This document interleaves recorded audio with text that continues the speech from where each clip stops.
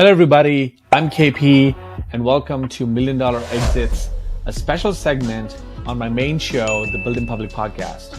In this interview series, I sit down with founders who went from an idea to building a business and then eventually selling it for over $1 million, hence the name $1 Million Exits. This is something I'm very passionate about and curious about at this point in my career. I want to learn and share all the insights, mindset shifts, lessons, and non-obvious tips that are part of this unique journey with the next wave of founders who want to take this path as well.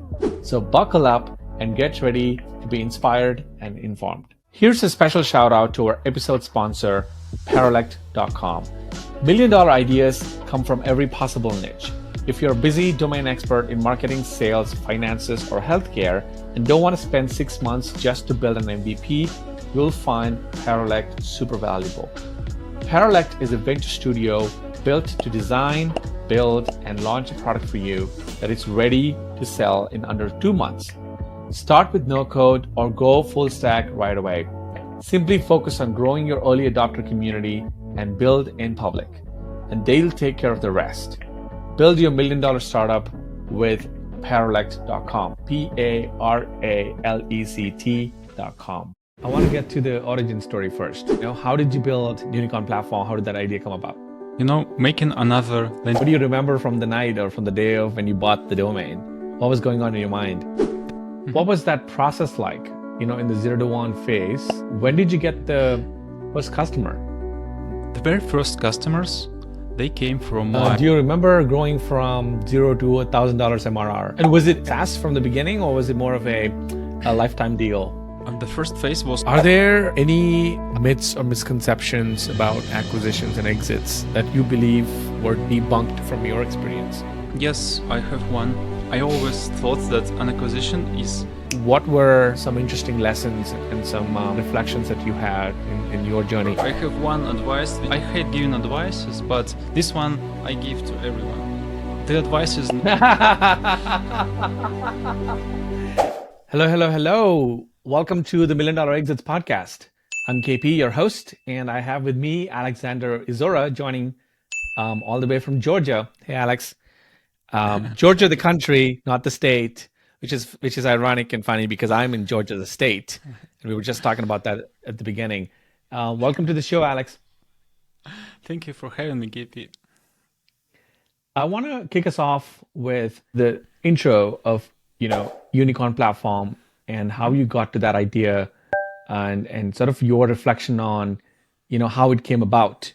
I mean, there's a couple other questions around the exit and the journey and the lessons you've had, but I want to get to the origin story first. How did you build Unicorn platform? How did that idea come about? Yeah, sure. Making another landing page builder sounds like a crazy idea. Because there are thousands of them, thousands of tools. I've tried all of them. Like, I have a list.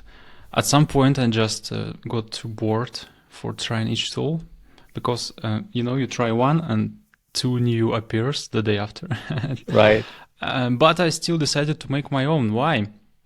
Back then, in 2016, me and my friend wanted to do something cool on the internet. We had jobs, but we wanted to create a product. We didn't know what to do. And we built an HTML template. Like, you make a good template and sell it to many clients. That's completely different from what we were doing back then. We were doing services, selling our hours. Now we are selling a product. And that was quite cool. We made another theme and another, and the business started, and everything were going smoothly. But at some point we decided that we want to build a website builder. We had a lot of ideas, but the problem is that our vision was very different from each other. My partners, we were thinking about completely different products. I was thinking about a strict landing page builder when you don't have a lot of choices, when you are limited, but the result is always great. But my partner wanted to do a different tool. He wanted to provide unlimited possibilities, super flexible, super customizable. He's an artist himself. He paints with oil, and he wanted to make a tool for artists. I wanted to make a tool for busy founders who are not familiar with UI, with design, who don't have much time, we just want to throw a few components and go. That was my vision. And we started to argue a lot. We had a few conflicts. And then I decided to quit and build my landing page builder because I really liked that idea.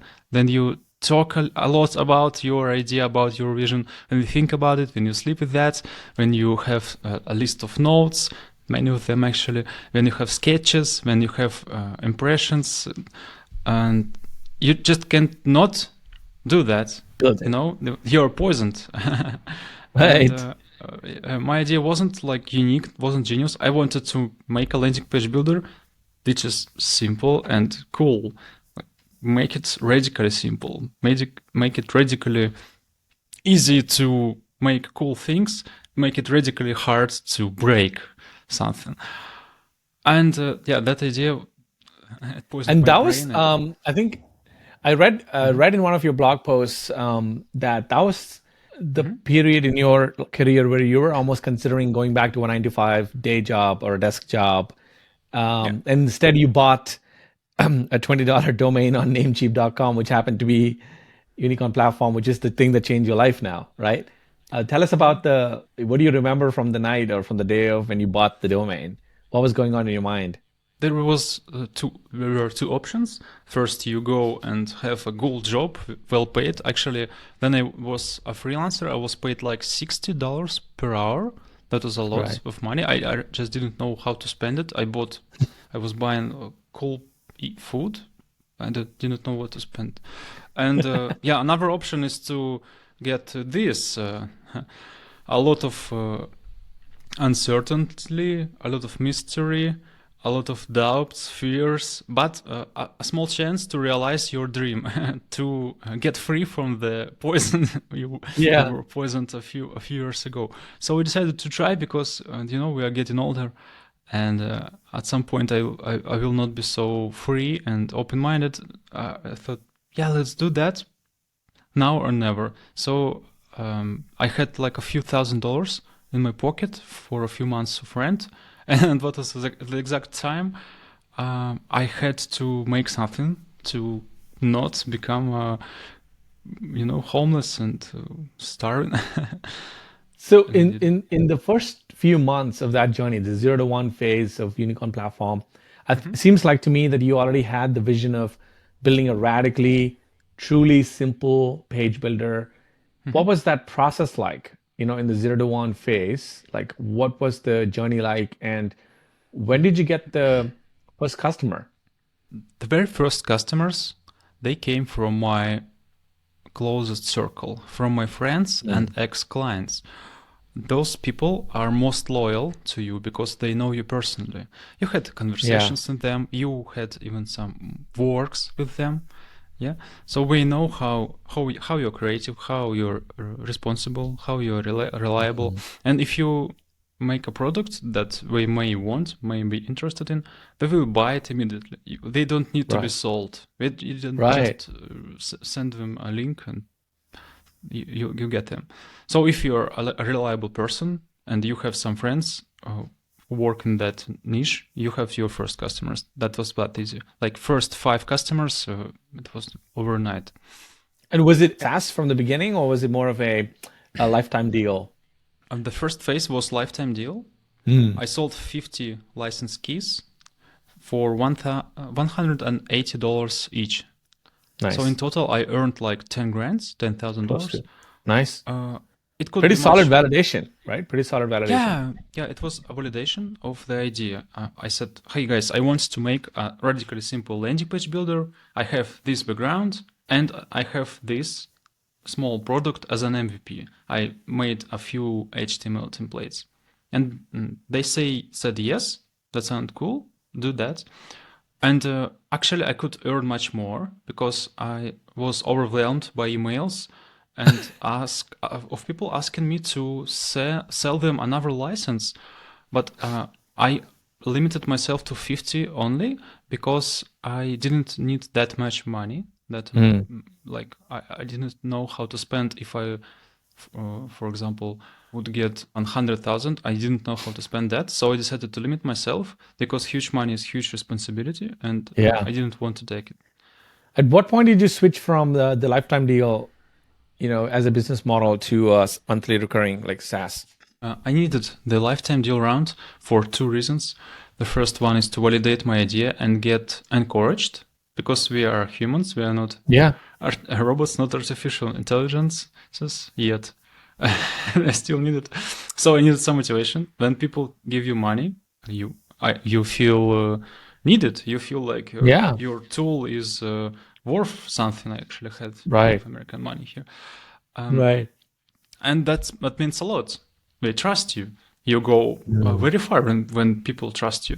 The second one, I needed money to live. As I said, my pockets were empty, and I just needed. Where were you at that time? Were you in Georgia? Were you in? Do you remember where you were when you launched Unicorn platform? Yeah, I remember that clearly. I was living in Russia, in St. Petersburg. That day. Yeah. Right. Yeah. The rent they're not so pricey, like $700 per month, but still money. Yeah. So you ran the lifetime deals phase for these two reasons, and then at some point, did the customers or did the indie hackers around you, founders around you, say it's time to switch to the MRR model? That is the main idea from the beginning, to create a SaaS, because then you create a product, for example, for one-time sales, such as WordPress theme or HTML theme. You have to keep the momentum, work on this momentum every day. You have to make sales every day. Once you stop, your business goes down. Yeah, right. Unlike SaaS, SaaS has not one or two legs if you're the two founders, not 10 legs if you have 10 team members. SaaS has hundreds and thousands of legs. Like, it's very stable. Yeah, because you have a lot of customers. Even if one, two, or a half of them fails off, you still are very stable. You can get them back. That's what was my initial idea. I wanted to make SaaS because it gives you reliability, and this reliability gives you some patience in the next day, so you can focus not only on sales, on making money today, but you can focus on a long-term vision, on your strategy. This is why I love this SaaS idea. And so I knew I will switch to SaaS. It was obvious to me. It was my goal. So once I had some money and the first product, which I made in a year, I switched to SaaS immediately. And do you remember growing from $0 to $1,000 MRR? And what were some key lessons or observations you had in that first 1K MRR? Because I think a lot of founders, I feel like that is a very profound milestone, And then there's the 10K, but like the 0 to 1K, I think is a very profound one as well. Yeah, I guess 0 to 1K is more bigger step required to make the first 1,000. But anyway, first $10,000 per month, all the same worked for me because of only one decision I made. And surprisingly to me, no one talks about that. It was really obvious to me. It's funny, sometimes something is obvious to you, but no one talks about it, no one thinks about it. And I'm happily sharing it right now. You want more clients. But the solution is not to find more clients, but make your existing clients as happy as possible. Because first, we will bring their friends, and second, your product will improve, right? So not just means, hey, look, I want to improve my SaaS, I want to make them happy, I will build more powerful tool and make some more features and they will be happy. That could work, but many of us don't want features. Yeah, we are humans, not robots. We want emotions, we want empathy. And it's hard to give empathy for a product. You need to give some personal touch, some attention, some extra care. If someone asks you for a feature, it's a great opportunity to build an emotional connection. You can create this feature. You can ask for more questions. You can thank them publicly. You can alert, even a small alert, a personal email when you finished that request. Hey, John, you asked a few weeks ago to add this button. I did that. This is the result. Thank you for your suggestion. Your ideas are much welcome. It gives them so much points of loyalty. It literally drives them crazy. Imagine we live in a world where everyone wants to earn money on everyone around. No one cares about humans. All you see around is leads, conversions, followers, fans. And then a founder of a tool you kind of like sends you an email. Hey, thank you for your idea. And he actually says that you're smart and you are so much valuable person in his life. And you feel yourself so much valuable, and it links you to the product. And people start to become your fans. Like, we have people who like our posts, who talk about Unicorn Platform on Twitter for years. Like, you open notifications and you see that guy again tweeted about us. I offered them merch, t-shirts, socks, coupons, everything I could. And there are a lot of such guys. And there are gems, like a few fans, but there are hundreds more who are not so active on social networks, but they recommend Unicorn Platform to their friends and circle. And so if you have one customer, make him or her as happy as possible by providing the best service you can. It will bring you more clients, and your product and support and overall service is great. Those new clients will also be super happy, and they also bring much more. So you don't need to go to Twitter and get those clicks and conversions by ads. You can just focus on the internal source of power. In my case, it brought tremendous results. Like, I spent on ads like zero. I tried to spend a few hundreds on ads. It just brought a few views. I don't know how it works. So I don't believe in ads. So fast forward from that moment to all the way towards the exit. So this is, how long did it take for you to go from this moment when you had the first, idea towards the exit, and then I'm curious, at the exit, what was your traction like in terms of any public stats that you can share? I started the project in 2018, and it took 4 years to get to this point. And the point is, it's 15K MRR, and I sold the product like a year ago. Wow, that's awesome. Congratulations on a great run. And I also saw that your post about the way the exit happened and some of your tips and some of your reflections on that. It seemed to be that you weren't really planning to exit as much, but there were a lot of inbound that was coming in, which I think is the common case for a lot of SaaS product founders who have anything over 10K MRR. So for you, what was that experience like? And why did you choose the acquirer that you eventually chose over maybe other people? What resonated in that journey? I knew at some point I will have to sell the product, like maybe in 2 years, maybe in 10 years, I don't know. But at some point, I will say goodbye.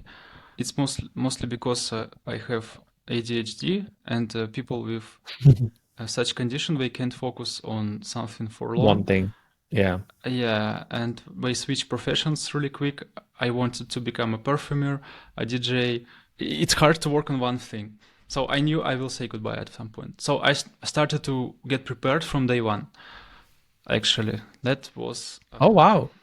You knew it from day one that you wanted to move on. Yes. If you want to make a product, a great product, get it prepared for an acquisition from day one.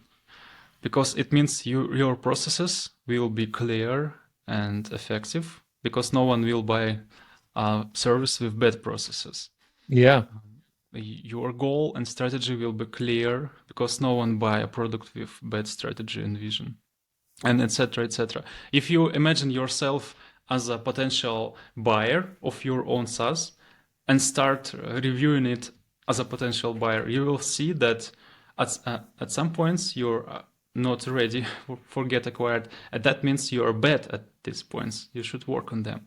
So yeah, that was a planned acquisition. I didn't know exact time, but I knew it will happen. Why it happened at this point? Because the buyer, MarsX, and John Rush, the founder of MarsX, was a perfect match. I didn't want to sell just to a stranger with a pile of dollars.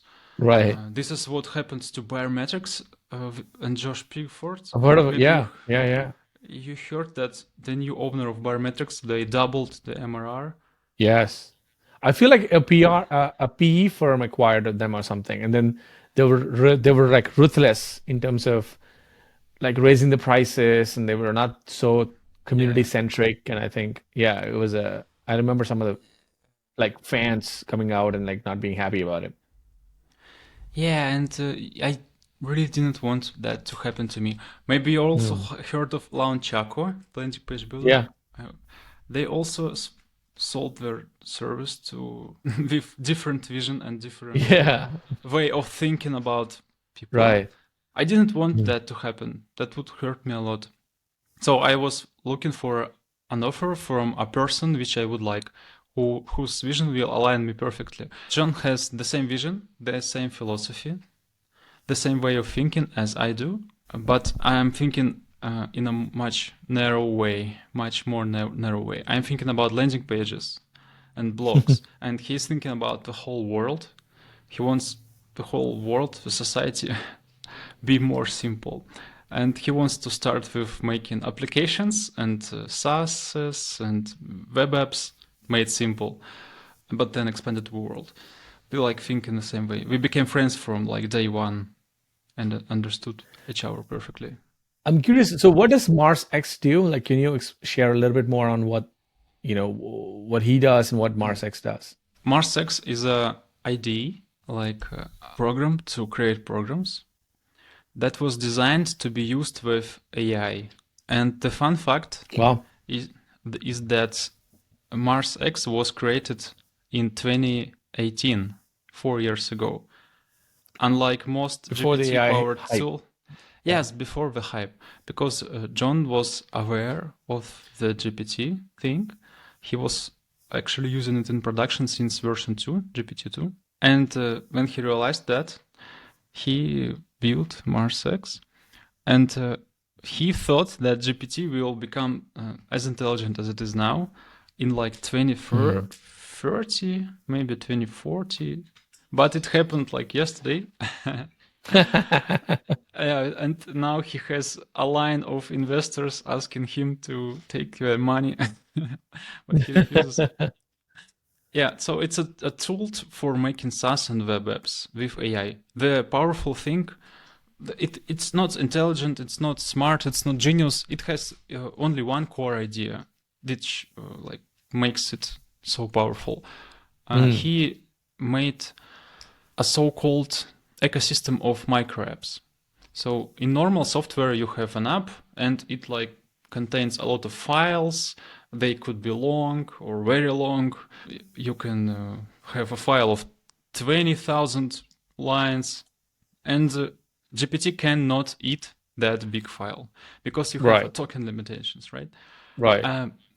But if your application is made of small apps, so-called micro apps, you can have a model for each micro app, and then an orchestrational model which controls all the small models. And therefore, GPT can control your whole application. And in MarsX, you can write something, hey, add comments to my blog, for example. Yeah? Wow. And it creates comments. And it knows everything about everything. So about your application and about all applications in the world, because GPT is so powerful. So that's the thing we are making right now. I feel like I should invite John on the podcast too, and kind of learn more about MarsX and kind of share to the world and to my audience. So that was that was the exit. This is 2022. And did you decide to stay after the exit with the with the company? And what was the plan that was agreed upon when you did the exit? There was the perfect agreement I could ever imagine.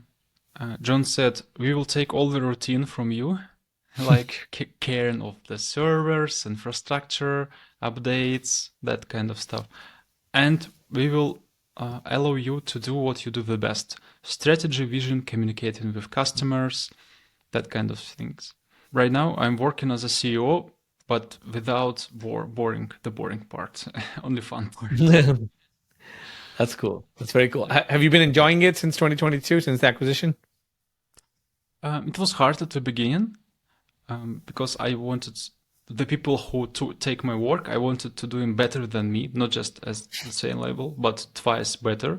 And I had to teach them a lot. And yeah, and at the same time do my job, do the work. So it was Right. hard, but now it's much better. That's good. That's good. Okay, so I have a couple standard questions that I ask, guests. One of them is, what are 3 specific tips for someone who's on their idea to exit journey from your experience? The first tip I already told is to imagine yourself a potential buyer and examine your tool. The second tip, and what made actually that exit possible, is being transparent and open, right? When you share transparency reports, open startup reports, when you write blogs about your vision, about your strategy, about your product thinking, about your understanding of the market, you communicate with a lot of potential buyers, right? You send signals to them that you are reliable, that you understand the market, you understand the client, and you can be a potential person to work with. You can become a potential partner. So translate your vision, translate what you think about what you're doing. Don't be in yourself. Try to be open. It's hard, but it brings results. If you're not Elon Musk with a lot of connections, you have to be proactive to find ones. That's the second tip. Write what you think, write what you do. The last tip for people who want to do an exit, I have one tip. It's working on quality, paying attention more to quality than to quantity. Because if you're such a passionate founder like myself who cares about Right. every customer, your customer will cost more than a customer of a founder who just spent dollars on Facebook ads and gets so-called leads, which convert to so-called sign-up. He might not even know their clients, their audience. They're just numbers. Yes, you can sell numbers, you can sell tables, databases. Your clients, if you have trust and reputation, that costs much more. Like 2, 3, you can ask 2, 3, 4 times more than the market price. Yeah, that's beautiful. Are there any myths or misconceptions about acquisitions and exits that you believe were debunked from your experience? Like for you, like the Alex going into this acquisition journey 3 years ago, 4 years ago, what were some big myths that didn't really pan out, didn't really happen, in reality? Yes, I have one. I always thought that an acquisition is something really bureaucratic, something really hard to manage from the perspective of execution. Like you will have to pass some due diligence, you will have to sign a lot of contracts, you will have to create documentation of everything. Like I thought this boring part, these preparations will take maybe a year or even more. Months, years. Yeah, and as a person with ADHD, that really scared me. Like it could be a real blocker. Like if someone could say, "Hey, I want to buy your tool. Here's $2 million. You have to fill in this form with 10,000 fields." I would just decline because it's just impossible to do that. And maybe it's possible today with GPT, but I'm like that too. I'm laughing because I'm like that too. I hate yeah. paperwork. Yeah. So I never imagined that I can find a person who I agreed on a price with John like 15 minutes before my taxi to airport. I was at his place, and we were talking about the future, the technology, the importance of AI, society, philosophy, all kinds of stuff, except the paperwork. because we hated both. We both hated, and we weren't negotiating on the price. I really watched on my face and on my watches and said, "Hey, I have 20 minutes. We must decide on the price because yeah, I came for that." And we decided like in a few seconds. I said 800,000. He said, "Okay." I love that. I love that. I think speaks to both of your integrity and sort of the kind of people that you both are, you know? I think when it's a long-term partnership and when you really, I think, understand each other, you feel like no one is trying to, be sneaky. It's Yeah. just being transparent and plain and reasonable, right? I think a lot of humans are like that. Like to your point, the reason I even brought up the myth is I've been surprised the last few years where in business, if you're just direct and upfront and honest, Mhm. there's a lot of people who resonate with that. They're not gonna, you know, this like it's not like a bazaar. Like I grew up in India. It's not like a little fish market where people are trying to like negotiate the five to 10 rupees, for stuff. As long as you're being open and honest, and you're like you said, the writing, the philosophy, the tweets, your thoughts, all of this, if it's already out there, people can read through them and they understand what kind of person you are, Yeah. So Yeah, and um, similar persons yeah, close to you. there's a sense of respect, yeah, for each other. Yeah. Okay, that was awesome. Now that you are a successful founder, and now that you're like you've had a successful exit, which is something a lot of indie hackers, a lot of founders, Mhm. dream about. Looking back, what were some interesting lessons and some reflections that you had in your journey? Because I also want to Mhm. cover, parts of your career where you had Mhm. some failure or you had some failed attempts at something else. And what would you go and tell that person, right? Like that Alex. Yes, sure. I have one advice which I just Yeah. love. I always tell it to every. I hate giving advices, but this one I give to everyone because I believe it's super applicable, super useful. I just love it. The advice is not to listen to any advice. Oh, you had me there. That was a good hook. I was you. I fell in I was like looking for. Oh, that was a good one. I That was spent a good one. so many months and so many hours talking to so-called experts, coaches, business trainers, the all kind of quotes. I was so confused when I was reading books, even the most respectable books like 0 to 1, like any Zero kind of kill. book. Yeah. Those have some good points, right? But they create such a mess in your head, so much information that those little opportunities which are actually yours, which are actually innovations, they just disappear.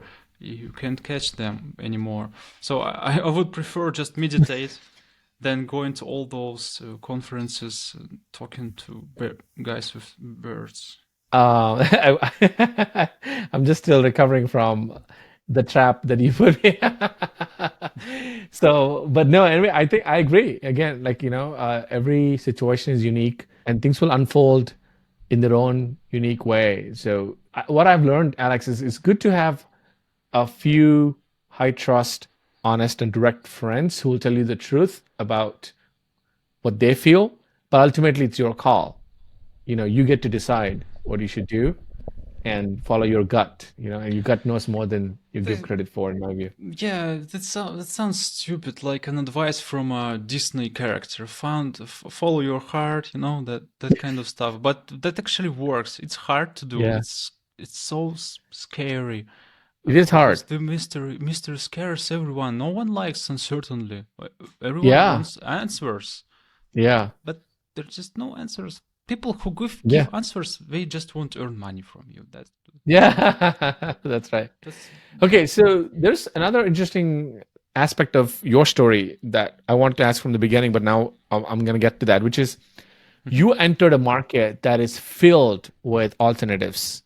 It is one of the busiest, crowdest, most populous market. markets in a way. If you think about SaaS companies and SaaS markets, which is web page builders. I think it's like almost like to-do apps, right? A few others that are like very, very, very job boards. I think also very busy, crowded. Yeah. How did you handle the competition around you? Number one, and number two, were there other people after your initial success who cloned you or copied you, and how did you handle the copycats? So two questions. Number one, competition. How did you handle everybody? Number two, copycats. The first question, I was following my vision. I made a radically simple tool. No one had that before. I did it. And taking care of my customers as much as possible, making them as happy as possible. That gives results. Because all the competitors like Wix, Squarespace, WordPress, we will never care about their customers. We have staff. True. They have managers of managers, all kind of managers, and no one cares about anyone. They could answer you, but you will never feel that care, that extra. The human touch. Yeah. Yeah, the human touch. It's so rare.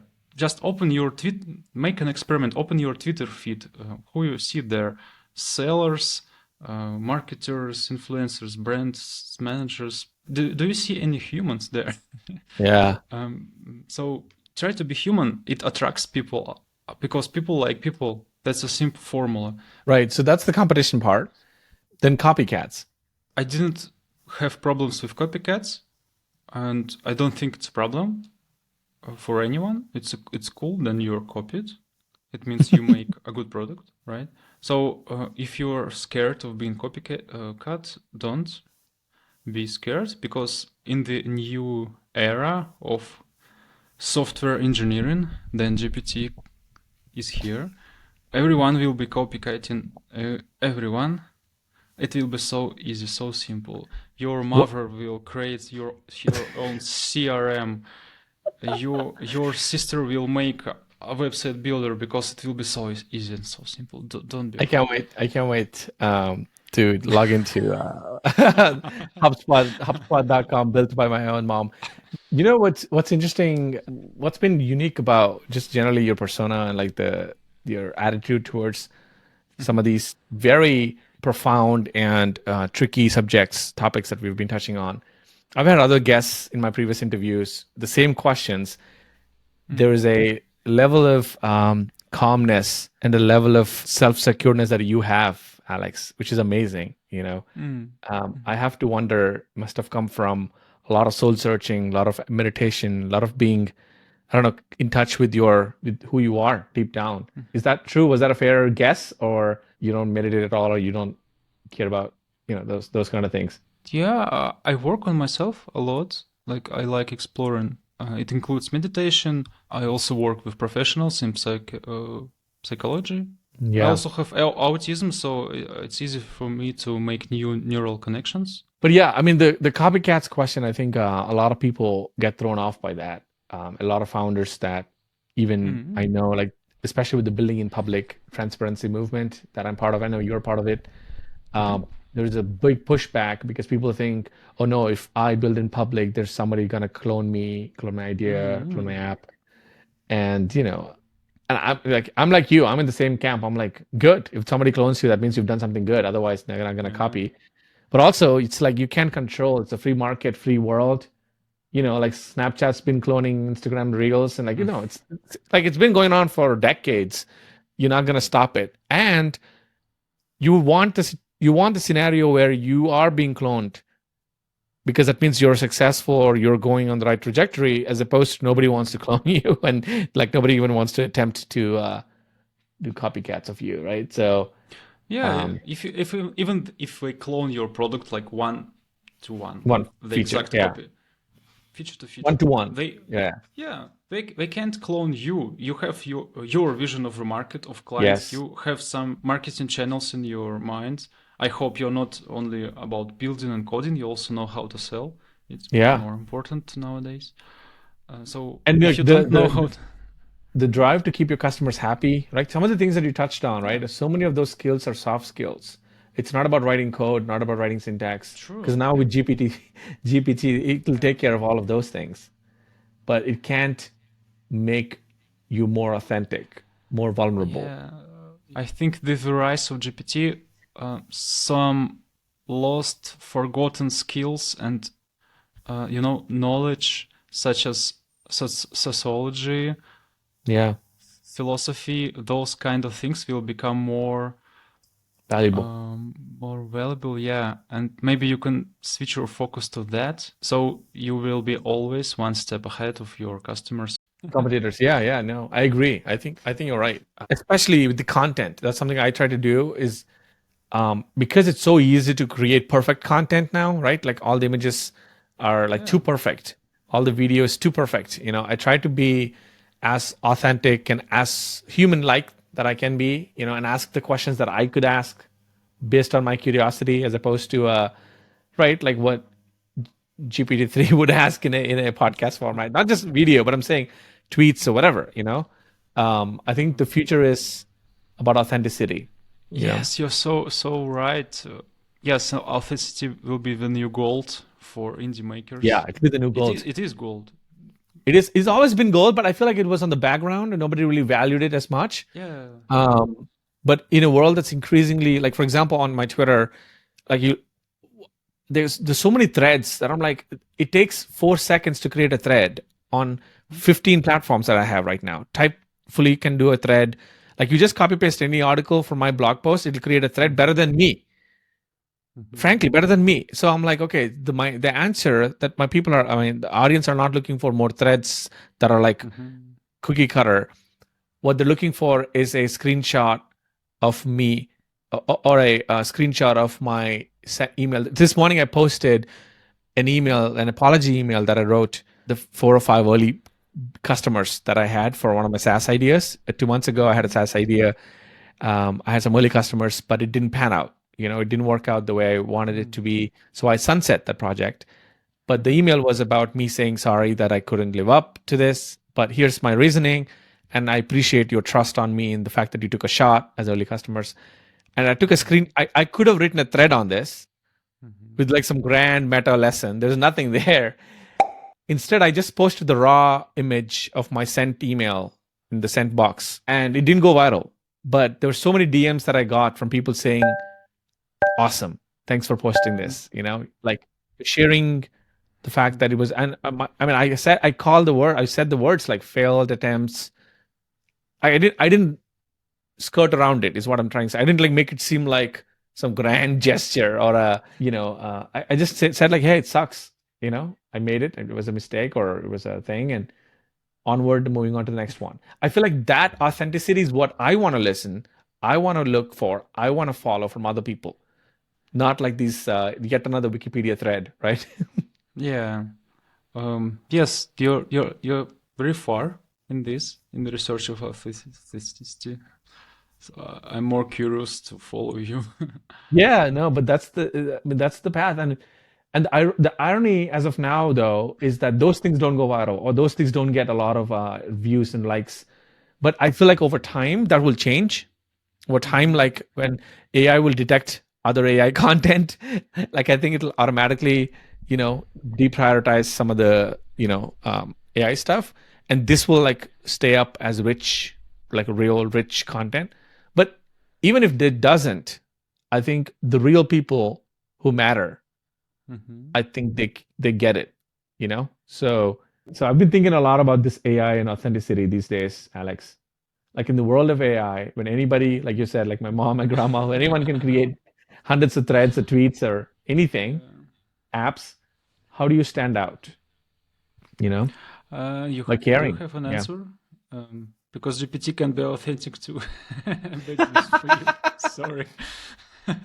You're gonna train GPT I, on my Gmail to make it seem like just post a screenshot every 2 days from KP's sent yes, box. why not? Why not? So I don't have an answer. I'm feeling quite desperate right now. Actually, Yeah.